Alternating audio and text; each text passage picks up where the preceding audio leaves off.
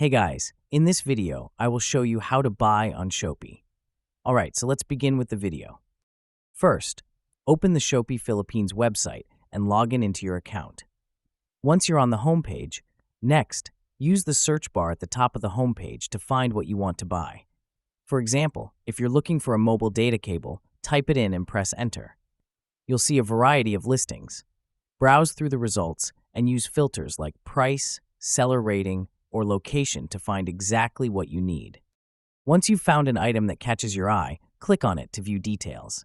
Shopee provides descriptions, seller information, and reviews. Always check these before buying to ensure a smooth experience. When you're ready to purchase, click Buy Now to proceed directly to checkout.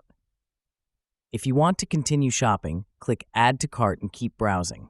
When you're done, go to your cart, click Checkout, and review your order carefully. At checkout, choose your shipping option and payment method. Shopee supports several payment options, including cash on delivery, Shopee Pay, credit or debit cards, and bank transfer. Once you've confirmed everything, click Place Order. And that's it. So that is how you can buy on Shopee. So that's all for this video. Thanks.